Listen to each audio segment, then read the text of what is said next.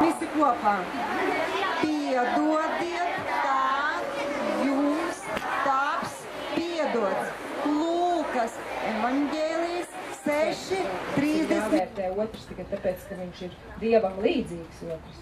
Dievs radīja cilvēku pēc sava tēla un līdzības. Tātad mēs cienam un vērtējam un mīlam otru tikai tāpēc, ka viņš ir cilvēks. Kādi sajūta, ka jūs kaut ko labi izdarat kādam? Kuram slikti sajūta, ka viņš kaut ko labi izdara kādam? Jā, un Dievs mums ir radījis tādus, lai mēs дарītu labu цитем. Вот сказал, я тебе дивно устроил. Дивно, ты для меня прекрасный. Ты для меня удивительный, ты самый замечательный для меня. И расскажи другим, что они такие же самые замечательные. И когда мы в Господе, когда мы делаем добро, как самарянины, мы становимся... Ja jūs piedodat, piedošana atver debesis un aizver elli.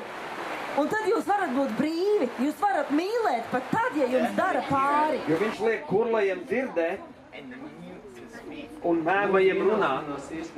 Lūdzu, ienāc manā sirsniņā. Lai es no šīs dienas Vienmēr vienmēr varu būt ar tevi. Vienmēr varu būt ar tevi.